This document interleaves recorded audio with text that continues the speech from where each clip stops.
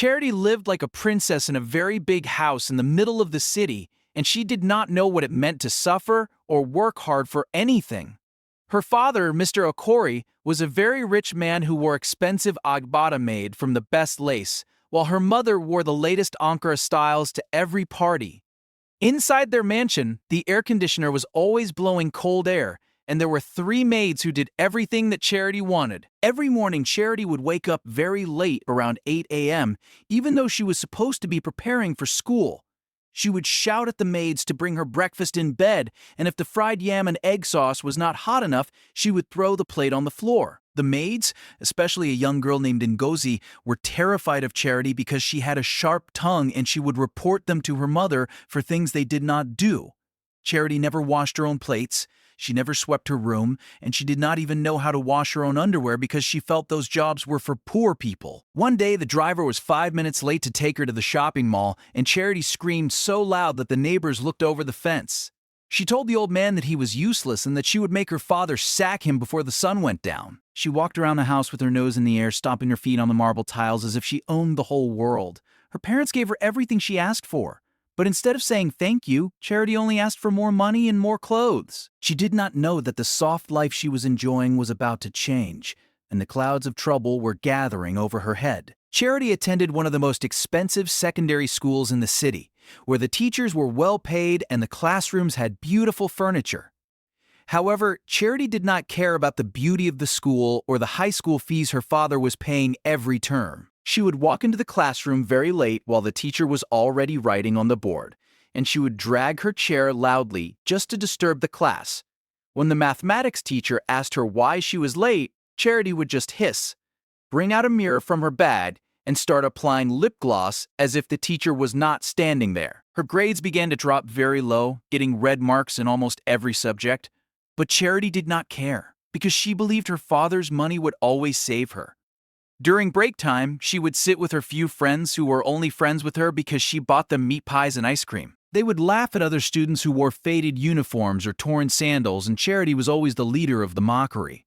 One afternoon, a quiet girl stepped on Charity's white canvas by mistake, and Charity slapped the girl so hard that the whole cafeteria went silent. The teachers were tired of her, the principal was tired of sending report letters home, and the other students hated her guts. Charity walked through the school corridors swinging her hips, thinking she was untouchable, but she did not see the angry looks on the faces of the teachers. She spent her class time pressing her expensive phone under the locker, laughing at videos while the teacher was explaining important lessons. She thought this careless life would last forever, but she did not know that the school principal had already called her father for a very serious meeting. Mr. and Mrs. Okori were very respected people in the church and in the entire city, known for their kindness and their good behavior. But inside their big house, there was no peace because of the bad character their only daughter was showing every day. Mrs. Okori would sit in her large parlor wearing her boo-boo gown, and she would cry silently because she felt she had failed as a mother.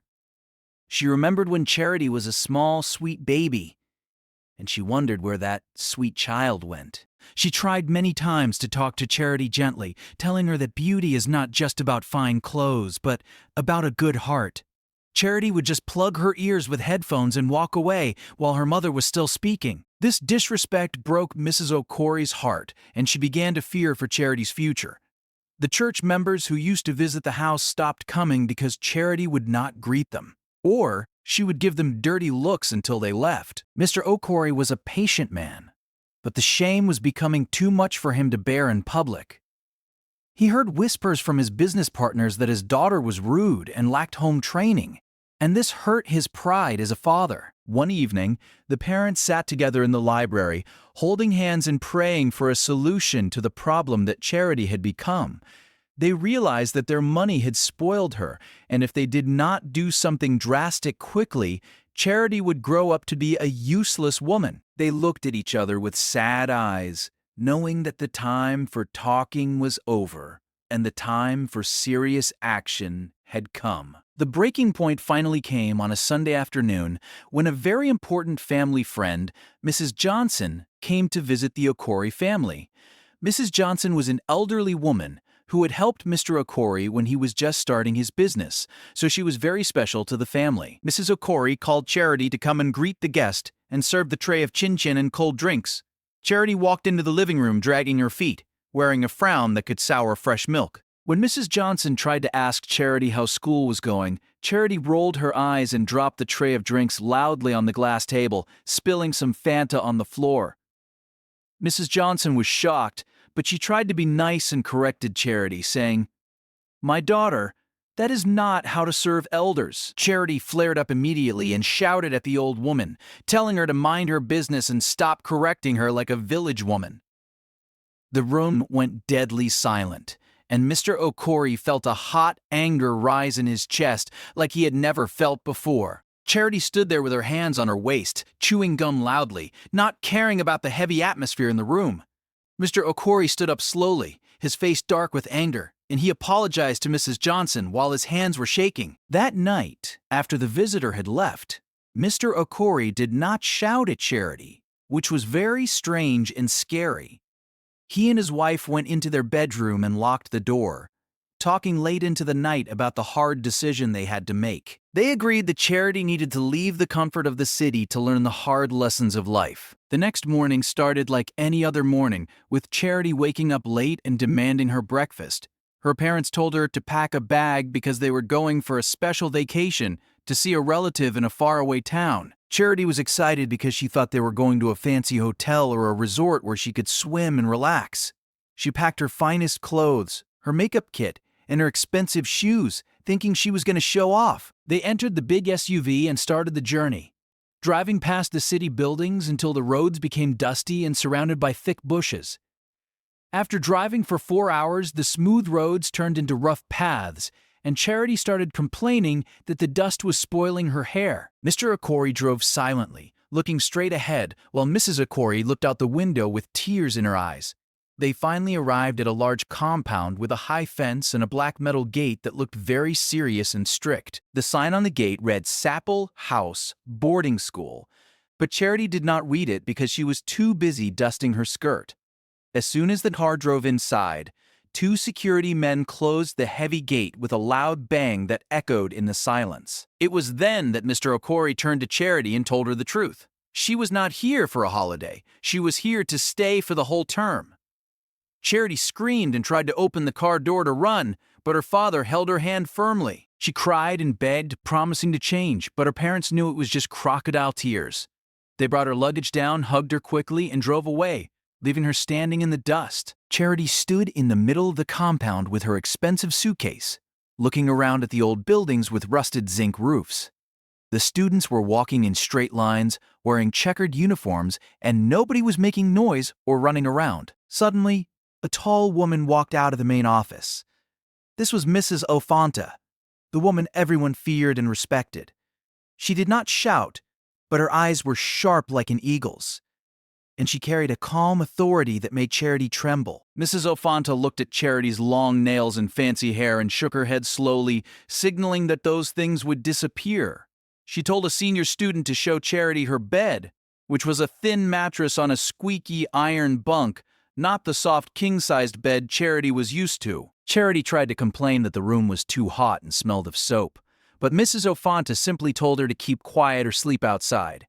That evening, Charity was told to fetch water from the tap to flush the toilet. She refused, saying, "Do you know who my father is? I do not fetch water." Mrs. Ofanta did not argue.